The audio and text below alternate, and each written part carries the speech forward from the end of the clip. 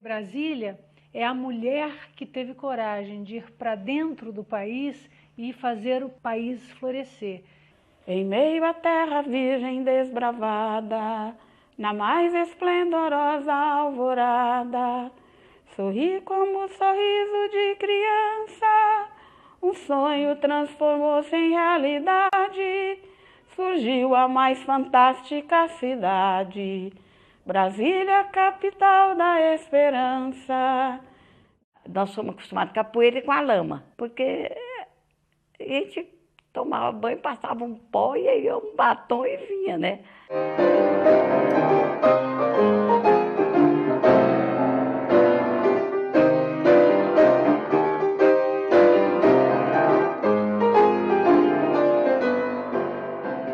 Meu pai, ele veio na Comissão Cruz e falou assim, vamos fazer a capital do Brasil aqui pertinho da gente. A comissão só marcou o lugar, né? E ele falou assim, a capital vai ficar aqui perto da gente, Brasília, vai chamar Brasília, não sei o quê. Antônio de uma tarde chegou lá em casa e disse, sabe, nós vamos para Pires. Nós vamos procurar um lugar para a futura capital. E a minha família Guimarães, ela era proprietária de muitas terras aqui nessa região. Essas terras foram desapropriadas, não é? A preço muito baixinho para a consolidação, né, do Distrito Federal.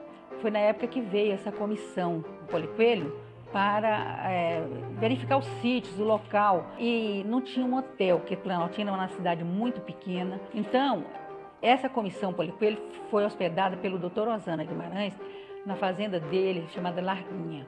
Essa comissão toda fazia tudo isso aí a cavalo. Era uma comissão que ia até quase chegando a Formosa.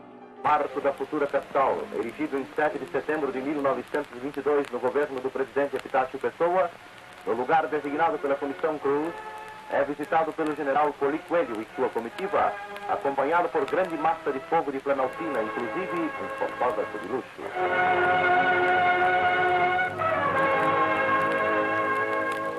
O jovem Antônio Soares Neto, Toniquinho, levantou o braço. Ele disse, se eleito for, o senhor cumprirá o dispositivo constitucional que determina a transferência da capital do Rio de Janeiro para Planalto Central? Quando a Toniquinho me colocou o problema, respondi prontamente.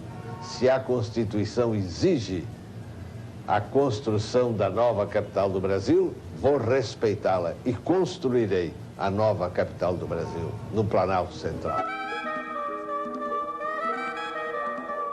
E fez a nossa capital em 3 anos e 11 meses. A Fazenda do Gama foi um dos primeiros contatos para marcar aonde seria o Catetinho, que seria a moradia do Juscelino.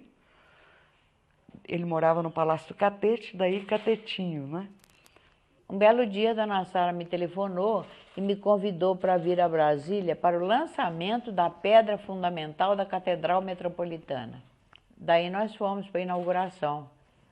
Foi uma missa campal, eles tinham armado uma tenda maravilhosa. Todos os meios de transporte foram usados para que aproximadamente 15 mil pessoas pudessem estar presentes à primeira missa realizada em Brasília, a futura capital do Brasil.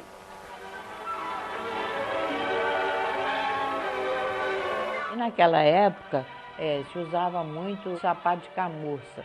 E eu toda besta comprei um sapato de camurça marrom, toda chique, crente que ia aprontar. Quando cheguei aqui, que a gente foi saltar do carro para entrar na missa, o sapato endureceu no pé, porque enfiamos o pé na lama e o sapato ficou duro no pé. Para tirar depois foi uma dificuldade. Eu acho que se não houvesse mulheres em Brasília, Brasília não teria sido construída como foi. Não é que as mulheres fossem para as obras, fossem mexer com betoneira, pegar martelo, bater prego, não é isso. Elas davam a retaguarda, sem a qual os homens não fariam, entende? A participação das mulheres na Constituição de Brasília foi de uma grande importância, porque vieram primeiro os homens. Então, as mulheres que vieram no início eram muito poucas. E tinha outras que estavam na frente, né? Como teve engenheira, teve um monte de mulheres que na época não era uma coisa muito comum. Eu digo sempre, não eram da época, elas eram mais na frente da época, né? A Neiva mesmo, ela veio para Brasília ser motorista de caminhão. Eu era motorista de caminhão, tinha uma vida, qualquer pessoa, qualquer mulher que gosta de trabalhar devia até invejar. De um dia para outro, descortinou a vida. Eu comecei a ver e ouvir os espíritos. Mamãe trabalhava à noite, quase a noite inteira, em cima de uma prancheta, fazendo a medição das fazendas, ajudando meu pai, porque ele saía para o campo e ela ficava em casa. Então ela passava o tempo todo fazendo esses mapas e datilografando, naquela época não tinha computador, para desapropriar as terras. Daí é que você poderia dar o começo, então, a Brasília. Desenhava, calculava dia e noite, porque o Juscelino deu um prazo. Eu quero para 5 anos, o que deveria ser em 50. Eu cheguei em Brasília aos 13 anos de idade, com meu pai, que foi a primeira família de engenheiros a chegar em Brasília. Nós morávamos em Goiânia, eu, minha mãe e meus 3 irmãos. Ele chegou em casa e disse, amanhã nós vamos para Brasília, de mudança. Minha mãe, vamos. A gente chegou em novembro de 1956. E aí a gente ficou durante o ano de 1957, a gente ficou indo e vindo todo final de semana e férias, porque não tinha escola. Em 1958 ele conseguiu fazer o ginásio Brasília para que as famílias pudessem trazer os filhos, que era o problema maior da época.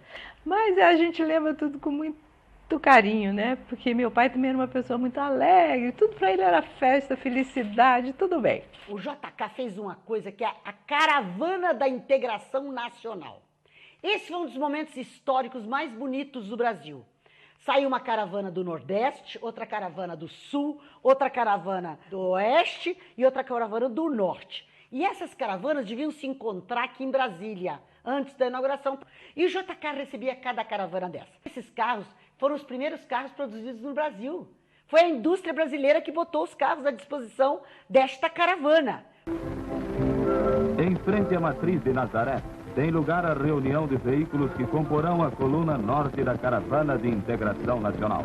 Brasília ainda está longe, mas o ânimo dos pioneiros é grande. A coluna norte avança para o local, onde o bravo e destemido engenheiro do progresso, Bernardo Sayão, encontrou a morte quando lutava de igual para igual contra a densa floresta. Foi um choque enorme para todos nós, né? Porque um acidente assim, você não pensa. E foi um acidente na estrada, então uma coisa muito inesperada. Quando nós estávamos já na fazenda da Grande do Torto, começou a chegar muita gente para morar ali. Aquilo a gente não acreditava. Eu nunca pensava que ia ser uma coisa tão maravilhosa. A gente ficava encantada, mas também ficava assustada com tanta gente chegando. Em julho de 59, vi os ministérios todos ainda em formação e a cidade toda não existia. A rodoviária era um movimento de terra só. Mas como tudo aqui se fazia do dia para a noite, eu acreditava que realmente ia estar pronta a cidade no dia da inauguração, né? E eu morava em Belo Horizonte. Então tinha saído a novidade de começar a construir a mudança da capital, do Rio de Janeiro para que ainda não sabia o lugar, mas havia de ser ou em Minas, como as pessoas queriam, né? Ou aqui em Brasília. Então, nesta ocasião, eu resolvi, sem nem mesmo falar com o marido, que ele mandasse a mudança, que nós íamos mudar de Belo Horizonte. E assim nós mudamos. Aqui para Brasília, morei no Núcleo Bandeirante, na primeira avenida. Não tinha ainda nada. E nós, então, conseguimos uma casa de madeira, muito simples, mas era grande. Só nesta minha casa, no Núcleo Bandeirante, que tinha água. Nas outras não tinha. Brasília era muito falada no Nordeste, né? Eu sou do Nordeste, sou do interior, e era de praxe pessoas virem para cá, para ajudar na construção de Brasília. Eram caminhões e caminhões que vinham lá do Nordeste, vindo para cá com pessoas para trabalharem aqui na construção de Brasília. Houve um concurso para os professores, né, virem para cá. Eu tive sorte que eu fui das primeiras em música. Fui logo chamada para o primeiro colégio que teve aqui, foi o Colégio Caseb. Brasília surgiu para mim como uma esperança de vida, porque eu era garota ainda, jovem, querendo mudar de vida, e o Brasil estava muito atrasado, precisando de melhorar. Surgiu a aprovação de Brasília. Começou, então, a construção. A Juscelino chamou nós para Brasília. Brasília disse que não dava nada. A Juscelino me deu tudo, né? Mandou trator e mandou tudo aqui, né? E nós ficamos morando aqui. Aí nós plantamos aqui, mas deu bonito, né? Aí a primeira colheita que nós fizemos, aí Canegai levou tudo para o presidente Juscelino. Aí ele ficou contente, né? Ele falou assim, nossa, que bom, chama mais japonês. Em 55, em Goiânia, meu pai, ele frequentava uma roda de amigos, inclusive políticos, e nessa época já se ventilava na mudança de capital para Brasília. Então, o Juscelino, circulando aqui com ele, todo assim, pois é, e aí, japonês? A japonesada vem ou não vem para Brasília? Meu pai foi e disse assim, mas a terra aqui é muito ruim. Aí o Juscelino respondeu, se fosse boa a terra, não precisava de japonês, né? Então foi assim que deu início a vinda da colônia japonesa aqui para Brasília. De início, 20 famílias. Aquela cultura japonesa, verdura, saiu muito verdura, não precisa trazer de São Paulo. Primeira vez que eu ouvi falar em Brasília foi 58, né? Diz que é o lugar que tinha muito índio, que não tinha civilização nenhuma, meio do mato, cerrado, né? Lugar assim que o pessoal tinha pavor, né? Parece que era do outro mundo, mas nós tivemos coragem de vir para cá porque tinha uma promessa muito grande, né? E meu marido ganhou muito dinheiro, graças a Deus. Foi morando no acampamento. A primeira notícia que tive em Brasília, eu morava em Séries ainda. Eu encantei, eu sou aventureira. Saí da minha terra com 19 anos para casar com um jovem igual eu, para vir para o Brasil de uma vez. Tem que ser aventureiro, né? O avião que vinha da Guiana me pegou em Macapá e eu vim. Quando chegou aqui em Brasília, ele sobrevoou Brasília e olhou, olha, aqui será a futura capital do Brasil. Aí eu olhei assim, só tinha aquela terra vermelha, né? O esqueleto, os ministérios, eu falei, para que eu venho?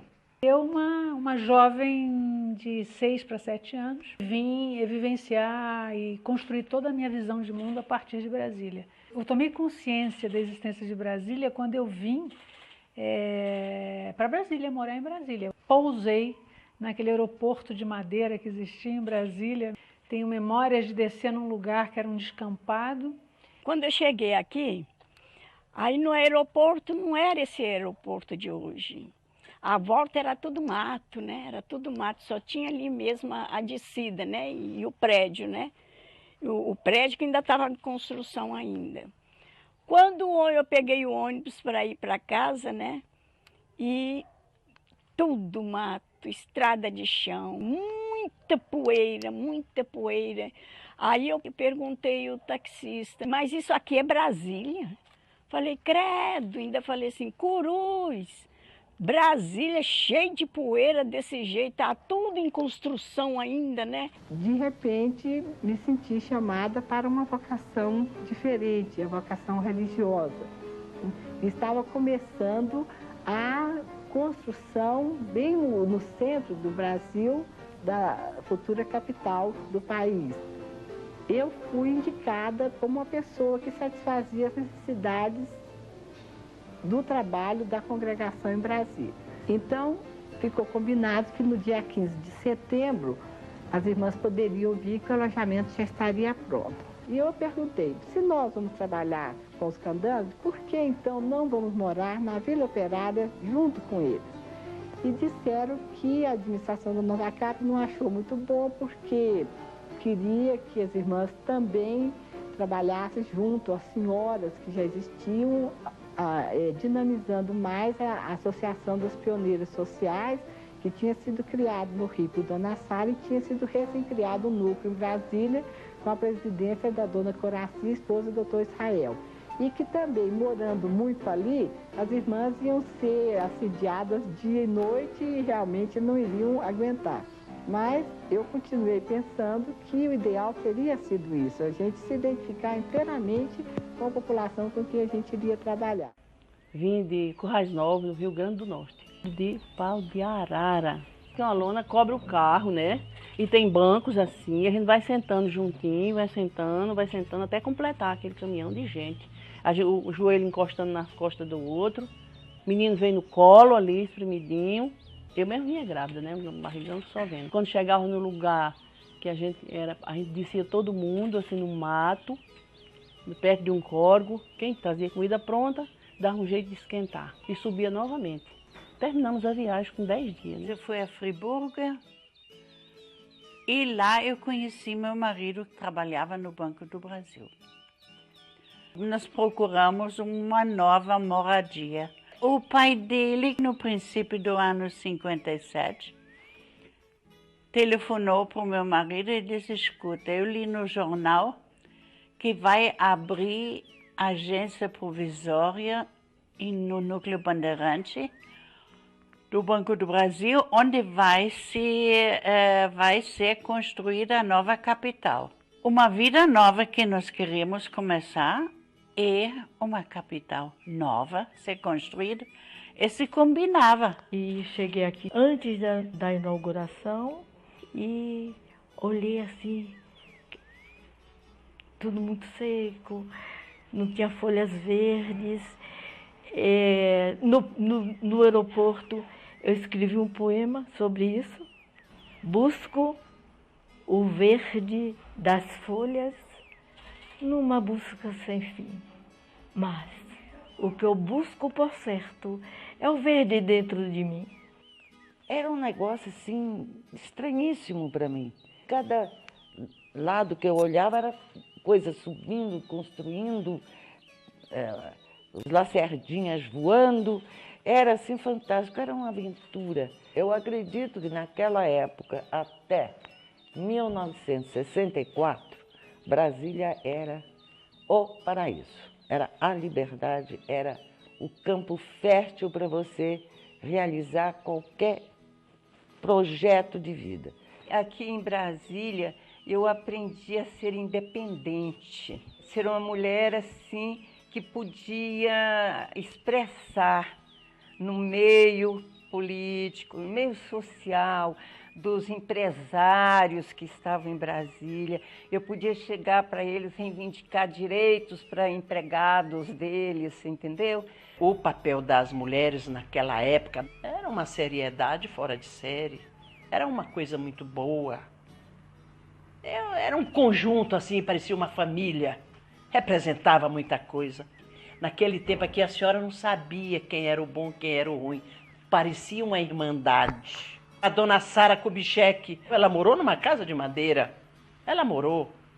Então, eu digo para a senhora, todo mundo era igual. Ser mulher em Brasília não era fácil, porque faltava tudo, na realidade. E meu marido resolveu comprar uma Kombi, porque nós íamos frequentemente à Cidade Livre, o Núcleo Bandeirante, né? Para comprar carne, não tínhamos açougue aqui, não tínhamos nada. E das quitandas, comprar legumes, frutas, tudo isso. Ser mulher naquela época era como se você fosse um botão de rosa perfumado ali naquele lugar, ali na presença deles, sabe?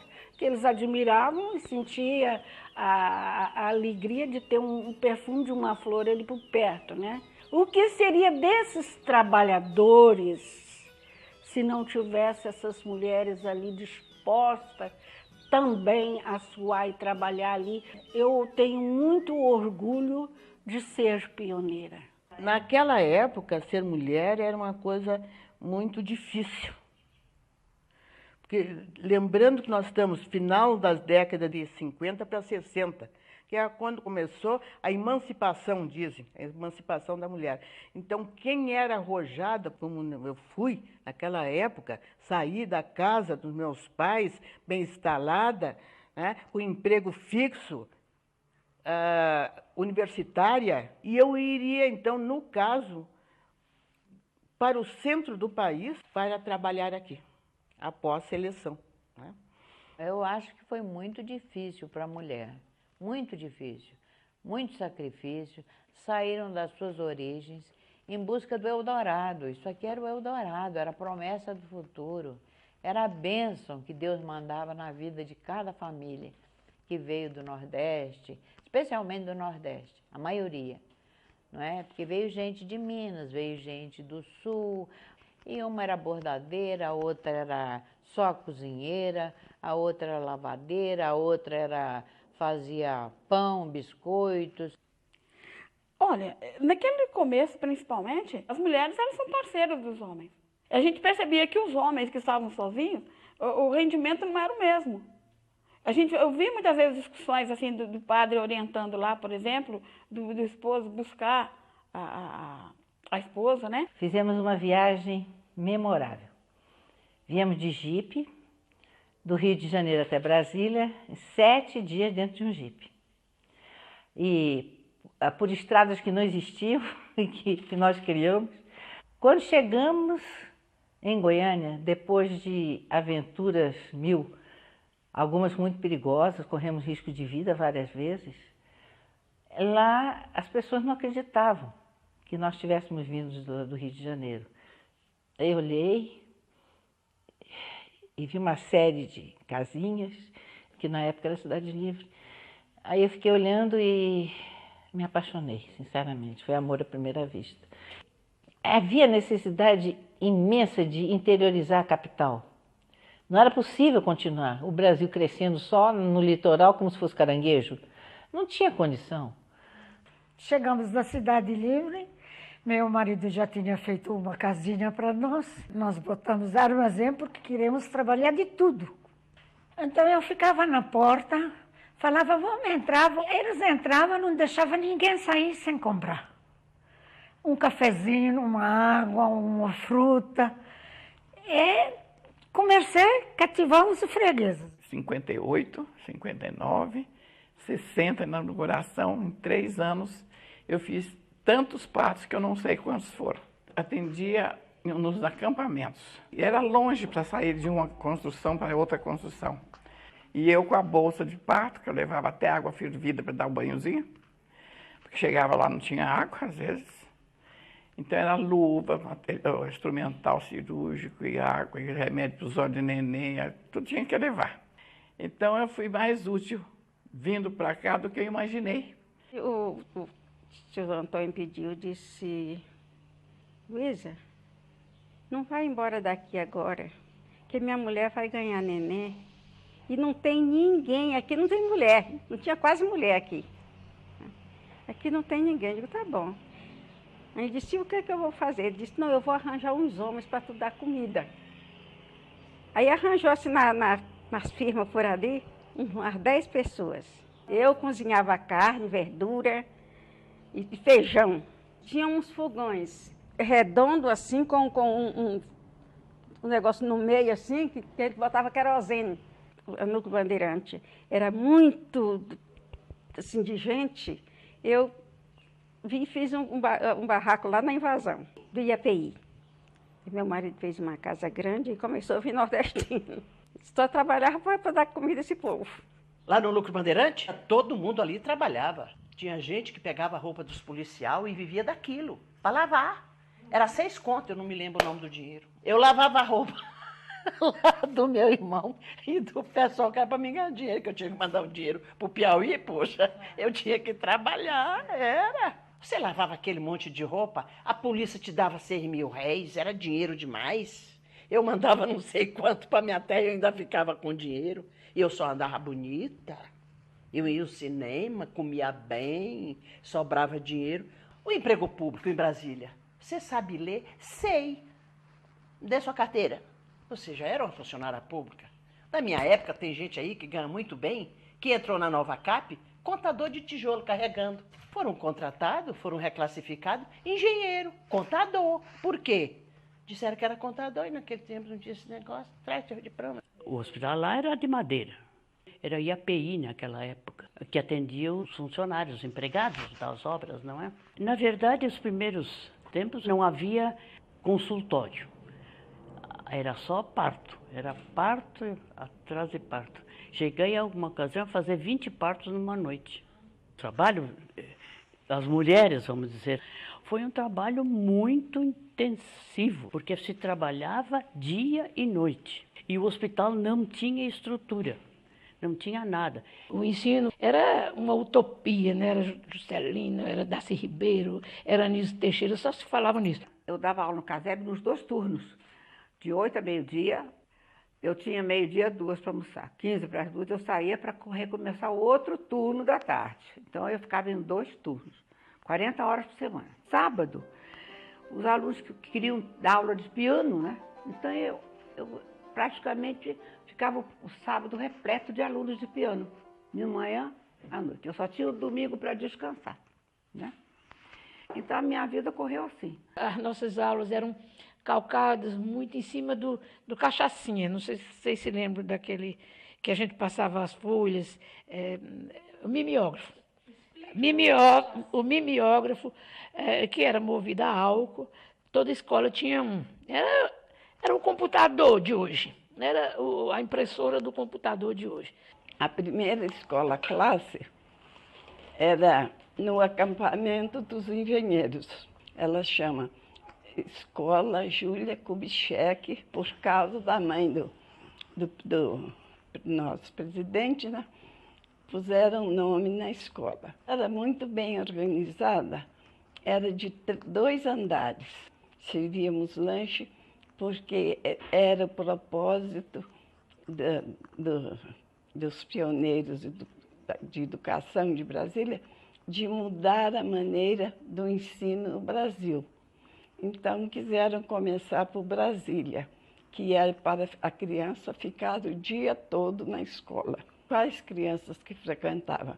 Desde filho de médico até o filho dos empregados. Então, eu me ofereci para ensinar os japoneses a falar português. Tinha japonês até 7 anos, e idosos também. No Núcleo Bandeirante tinha um mercadinho que vendia tudo, né? A verdura, todas as verduras fresquinhas. A gente ia lá, eles tinham pego do outro dia na chácara. Então eu comprava muito lá. Aí eu cheguei lá numa loja, nem vi que o homem era japonês, e comprei alface, couve, comprei tudo que tinha direito. E depois falei, quanto é? Quanto que eu tenho que lhe pagar? Não precisa pagar nada, já pagou. Você, professor meu. Primeiro fui para a Escola Parque. Lá eu fiquei como professora de teatro. Na Escola Parque havia muita dificuldade, porque muitas coisas eu tinha que levar de casa para exatamente preparar um ambiente de teatro, né? Depois eu fui convidada para ser diretora cultural do Elefante Branco. O doutor Saião mandou fazer com as tábuas que tirou do Palácio da Alvorada o ginásio de Brasília. No Núcleo Bandeirante, eu fui a primeira a ser matriculada no colégio, no ginásio Brasília. Aqui em Brasília, os professores nos levavam para o cerrado e a professora de biologia mostrava as plantas e dizia: o que vocês veem diferente? As plantas do cerrado são cheias de pelos, as copas das árvores são pequenas, mas as raízes são enormes. Houve um grande concurso no Rio de Janeiro, no Maracanã, onde mais de 1000 professores fizeram um concurso para vir para Brasília. Então foram escolhidos os melhores professores do Brasil. Então nós tivemos os professores que nos ensinaram a lutar e a entender como é que era uma cidade criada no século XX.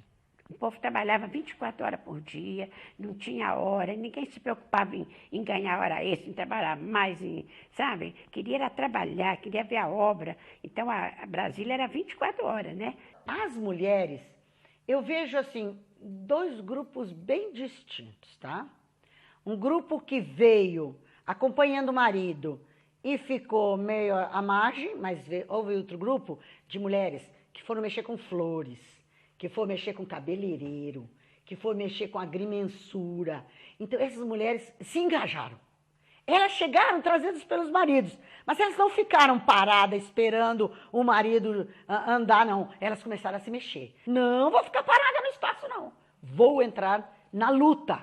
E foram para a luta. Quantidade de professoras largaram os maridos e se mandaram para Brasília e ficaram aqui, os maridos foram embora e elas ficaram aqui, permaneceram com os filhos.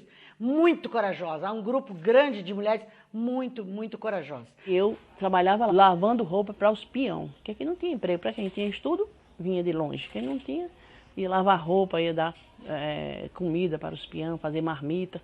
Era os montes, era todo santo dia. Eu levantava, às vezes, que falava 3 horas da manhã, eu levantava para lavar a roupa, esfregar, fazia um fogo no meio do quintal, botava uma vasilha grande assim para ferver, que a roupa só limpava fervida, porque era muita poeira, às vezes era até de óleo. Trabalho em Brasília desde 17 anos e Brasília era uma cidade que dava dobradinha para o professor se animar e trabalhar melhor. Eu vim conhecer Brasília antes da inauguração, então eu acho bom falar que os candangos trabalhavam diuturnamente. E quando eu cheguei na Câmara dos Deputados, assim, 6 horas da tarde, 5h30, eles estavam todos cantando. Achei lindo aquilo, cantar. E também eu vi que eles ouviam música clássica, músicas fortes. Era o tempo todo um movimento, parecia uma colmeia, uma alegria. A minha mãe começou a costurar e as primeiras freguesas da minha mãe eram as senhoras de funcionários que tinham vindo para Brasília, para construção. Então, eu aprendi a costurar com 11 anos. Eu achava que eu teria que colaborar de alguma forma. Então, eu aprendi a fazer o trabalho de mão. A iluminação era com lamparinas. Na Vargem Bonita, eu via, por exemplo, aqueles japoneses, aquelas mulheres, né? Como que aquelas mulheres trabalhavam? Então, eu via a participação delas na construção da capital federal. Eu vejo assim, e disso uma importância, porque elas eram companheiras mesmo ali ao lado dos homens. Nos comércios, por exemplo, sempre tinha uma mulher também, estava ali também. O meu marido arrumou as coisas dele, pegou o jipe e veio para cá. Demorou 5 dias, 5 noites e me mandou uma foto de um barraco. Aqui nós vamos morar. Eu levei um susto susto primeiro, depois eu fiquei rindo. Eu disse, não, isso é um galinheiro velho, é impossível pessoas morar lá. Eu cheguei no Núcleo Bandeirante e eu vi que essa é a verdade. Nós começamos aí a nossa vida mesmo, nesse barraco.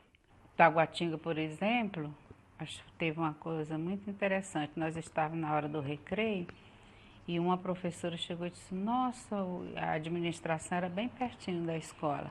Ela disse, o administrador está dando lote aí para todo mundo. Ah, não deu outra.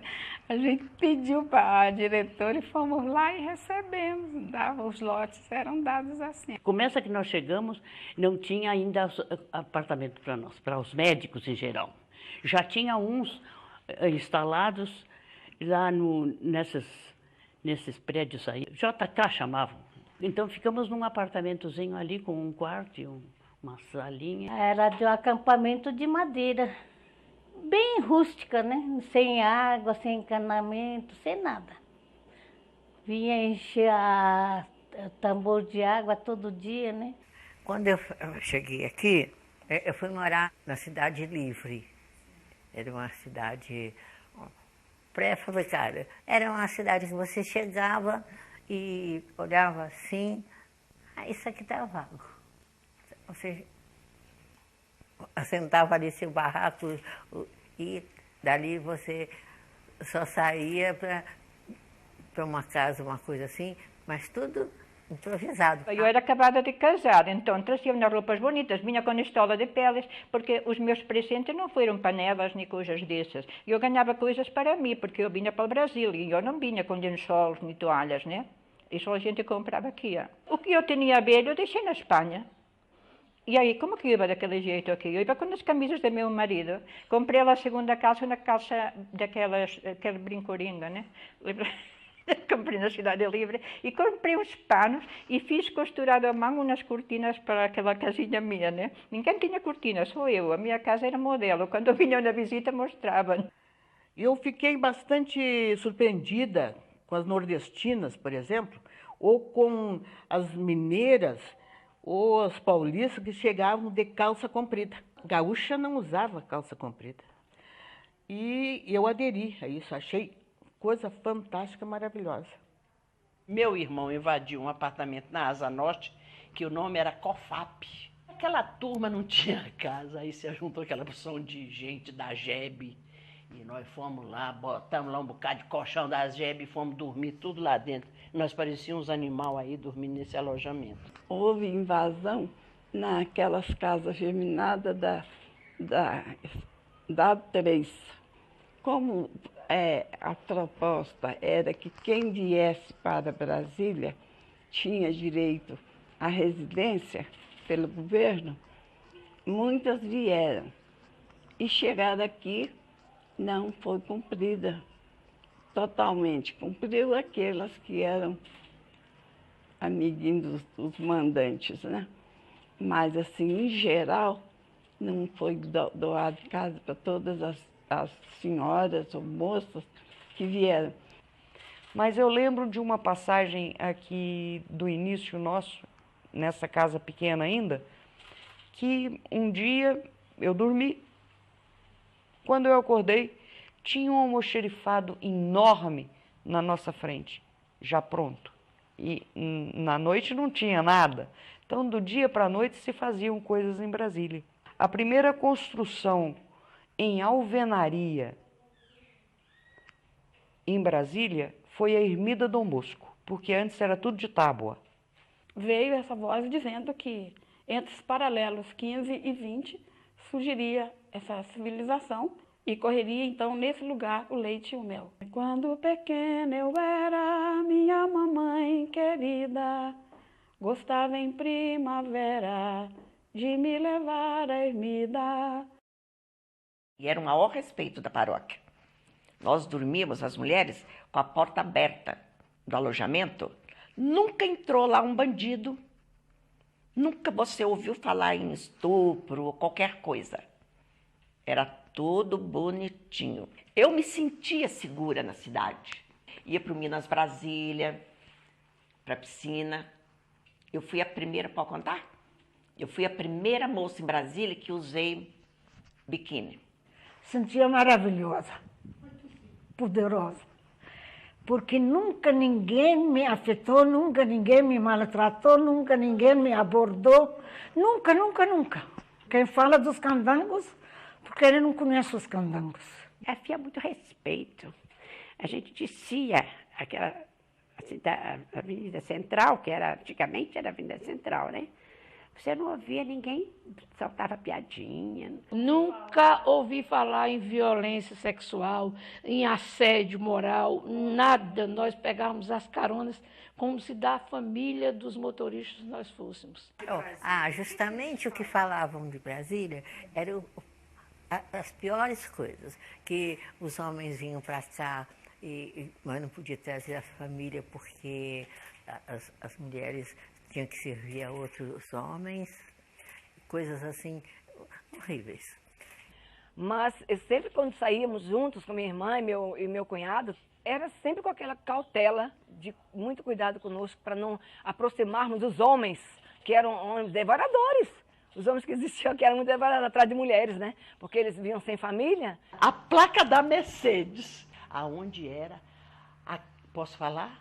A casa das prostitutas. A vida parafusa ali só tinha mesmo o mulherio, né? E todo mundo ia para lá, os homens tudo iam para lá.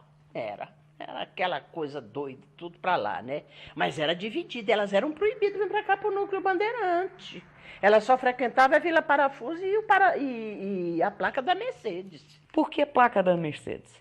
Porque havia uma placa muito grande da Mercedes-Benz.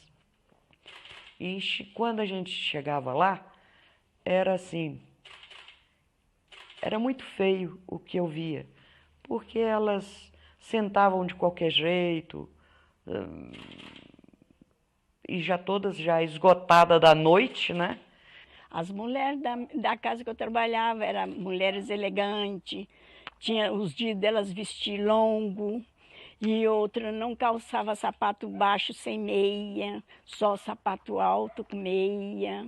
Eu usava muita saia, muita blusa. Nos dias de longo eu usava, né, também o longo para fazer parte, né, que a gerente da casa tinha que andar elegante, né? Tinha mulher estrangeira, tinha mulher de todo lugar do mundo. Os homens eram de fila, minha filha. E muito homem mesmo, né? E a gente ia até o dia amanhecer. Eu era muito elegante, só andava de meia, até para ir na farmácia e botar meia, né? Toda arrumadinha. Os engenheiros passavam por mim, um cochichava para o outro, falava assim, olha a granfininha ali, ó, daqui uma semana ela tá andando de chinelo. No sábado, o Vicentinho parava na porta do alojamento, meninas, vamos dançar, que nós trabalhávamos de sábado a sábado, né? O Vicentinho pegava as moças todas, botava dentro do jipe, levava, quando era meia-noite, aí ele deixava na boate, que era pequenininha. Dizia, olha, meia-noite, todo mundo aqui na porta. Quem não estiver aqui, vai ficar. Porque não tinha ônibus, não tinha nada, né? Então a gente dançava, paquerava, né? Era bom. O cinema era lá no Bandeirante. Tudo de madeira. Tinha 2 cinemas. Um era mais assim, poeira, como o povo fala. E outro era onde a gente ia, que era mais para lá. A gente não tinha onde passear, então ia passear na Cidade Livre, era onde tinha restaurantes, boates. Era tão adiantado, pelo menos para mim, que foi a primeira vez que eu era muito míope. A primeira vez que eu botei uns óculos escuros, de grau, eu fui lá no Bandeirante, fiz uns óculos de grau verde escuro, bacana, que eu me senti faradiba. Nosso divertimento era incomum com os homens, né? Nos sábados ou domingos, os homens faziam pipa, soltavam pipa. A gente juntava coisas, ia no Paranoá, na cachoeira, tomando banho lá na cachoeira. Na passagem para lá, a gente passava no aeroporto, nós tínhamos um amigo, era uma pessoa muito alegre. Ele tinha um violão e cachorro, cantava, dá uma esmola a um pobre cego. Ele não estava nada de cego. Mas de brincadeira, todo mundo sabia, dava uns tostões. No fim, a gente comprava a cachaça e levava para o Paranoá. Quando chegava dia de quarta-feira, tinha baile. Tinha 2 clubes. Tinha um dos ricos e outro dos pobres, como se diz, que era dos peão. Mas só que a gente frequentava os 2. As primeiras impressões que eu tive em Brasília foi da união de todos. Porque se você tivesse parada na beirada da calçada, passasse um carro, eles paravam e ofereciam uma carona. O espírito mesmo de pioneiro, de ajudar um o outro. Eu acho que não tinha egoísmo nem nada disso, né? No mínimo, eu não sentia nada disso. Um bando de meninos, era uma cidade com muita juventude, porque os que acreditaram em Brasília eram jovens casais que vieram para cá, né, para a cidade, como meu pai e minha mãe, com um bando de filhos. Nós íamos fazer compra na Cidade Livre, nossos filhos ficavam com os operários no Palácio da Alvorada e eles tomavam conta dos nossos filhos. Então a união entre homens e mulheres era muito legal, viu? Muito mesmo, muito de grande respeito. Eu lembro que nós trazíamos empregada de Goiânia para a mamãe. Teve uma que nem dormiu em casa, já arranjou um casamento. Então, toda empregada que vinha, era 1, 2 dias, saía casada. Eu engravidei. Aí, no mês de ganhar neném, eu tive um prolapso de cordão. E caminhei quase 1 quilômetro andando para chegar no IAPI, no hospital do IAPI, que só tinha esse. Não tinha anestesista. O menino estava de barriga. Aí a médica disse, não tem jeito. Aí me botaram na mesa, me amarraram as pernas, me amarraram os braços e meteram o bisturi no seco.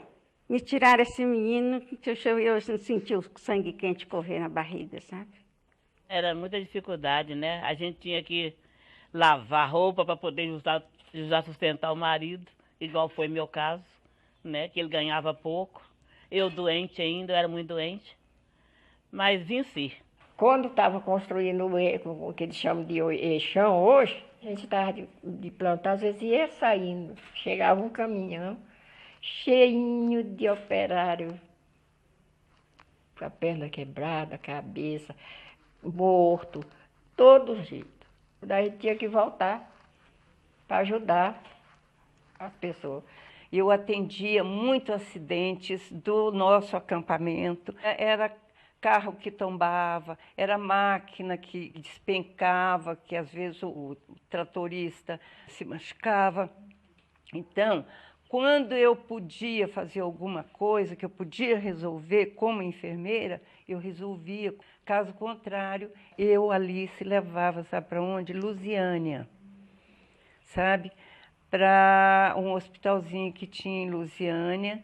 E quando faleciam também trabalhadores, a gente levava para ser sepultado em Lusiânia.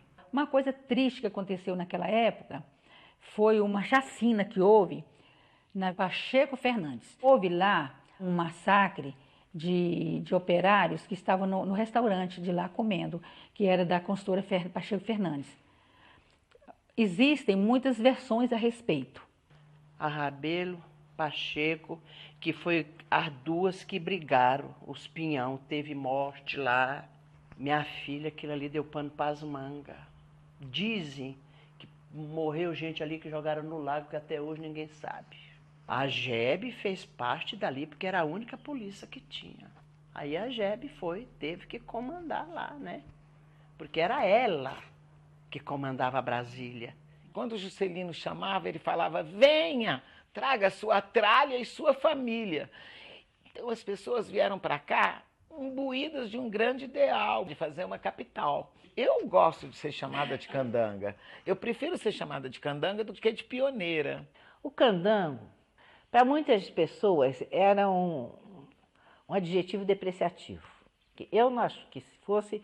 Acho que Juscelino era candango, meu marido era candango, eu era candango, e eu sou candanga com muito orgulho. Candango é quem chegou com o espírito. O pioneiro é questão de época e o candango é questão de alma. Brasília foi feita de nordestino, que era porção de Pinhão, do Piauí, do Maranhão, Fortaleza, todo canto. Que ela devia ser, o nome aqui era nordestino, não Brasília. Olha, eu acho que eu nunca mais verei coisa mais linda do que foi a inauguração de Brasília. Parece um sonho. Para as solenidades de inauguração, chega a Brasília o presidente Juscelino Kubitschek. O doutor Israel Pinheiro recebe sua excelência no Catetinho, onde se realizou a exposição dos primeiros automóveis JK. Em automóveis, chegaram à nova capital brasileiros de todos os rincões da pátria para assistir às solenidades da mudança da capital.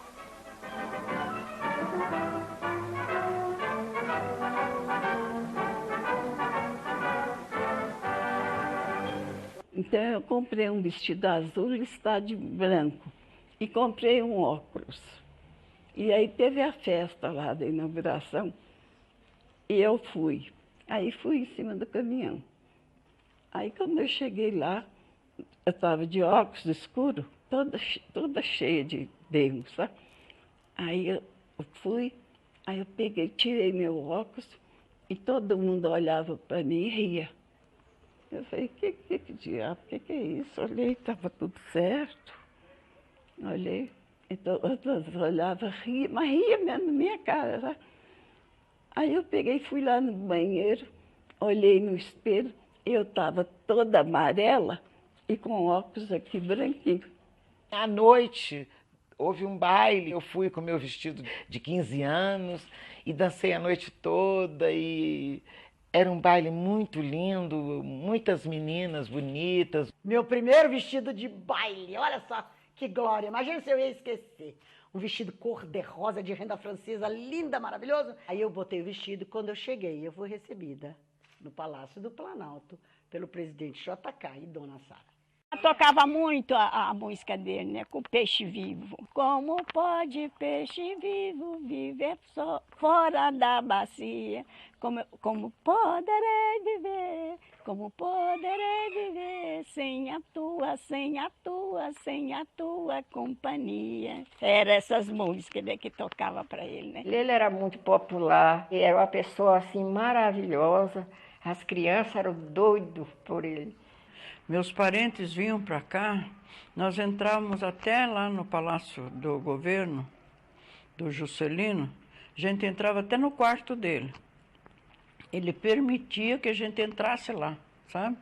O meu pessoal lá de Curitiba ficava encantado, né? Aqueles que construíram Brasília, depois, em um determinado governo de um presidente que sucedeu a Juscelino, Jânio Quadros, eles voltaram para suas terras natal. E ao passar, que eu dirigi, eu tinha carro, ao passar ali pela rodoviária, eu vi gritos de pessoas, mulheres chorando, homens tirando o chapéu e gritando que não queriam voltar. Eles eram colocados naqueles caminhões, pau de arara, como se chamava antigamente, e voltavam às suas terras natal, por ordem do governo de Jânio Quadros, né? Então eu me revoltei, eu voltei para o carro e escrevi este poema. Eu os vi chegar, carregando o peso da crueldade, arrastados pela força da miséria. Eram homens, mulheres e crianças, contrastes de receios e esperanças. Depois eu os vi partir. Estavam mais sujos, mais rotos, mais sulcados das covas dos seus rostos. Nada restava daqueles seres. Nada. Esta, senhores, é a outra face de Brasília, mergulhada na sombra da miséria.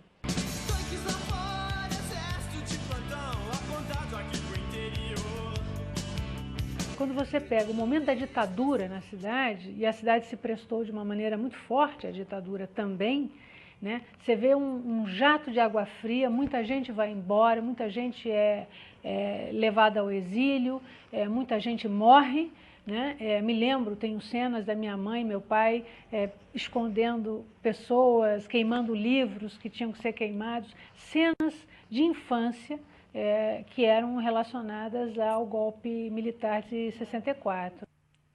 Fui trabalhar no Palácio Planalto, na secretaria particular do presidente Jango. Trabalhei lá 4 anos, quase. Na Revolução eu estava lá. Eu me lembro que eu trabalhei o dia inteiro.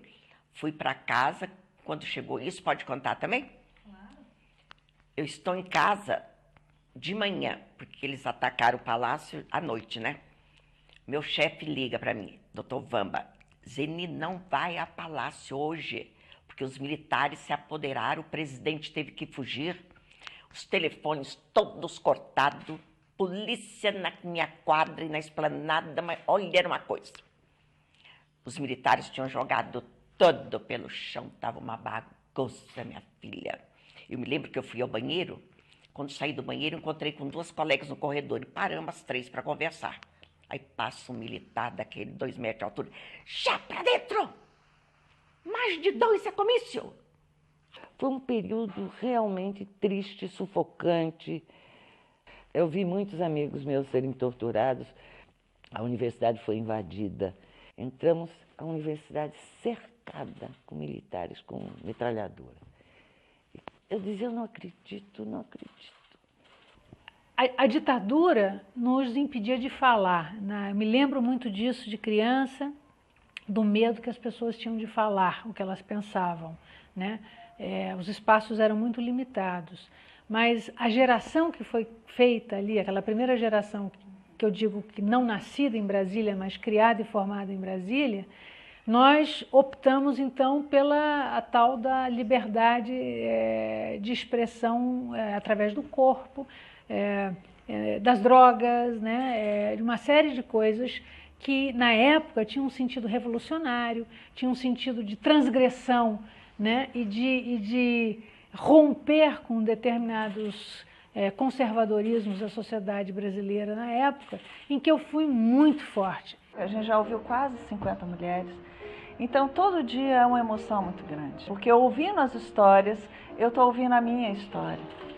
Além de ser um momento histórico e extraordinário, né, todo mundo é unânime em dizer que, apesar das dificuldades, da terra, da lama, dos barraquinhos, mas era um momento de tanta esperança, de tanta alegria, que superavam tudo. Nós temos aqui uma qualidade de vida diferente.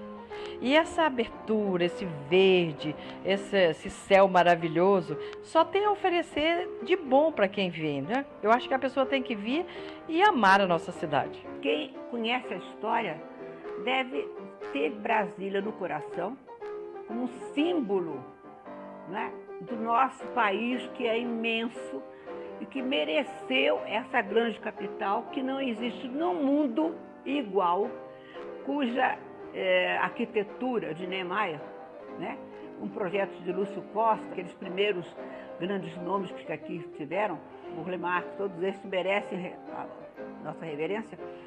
Então eu acho que todo brasileiro deve ter muito amor, mesmo aqueles que não estão morando aqui.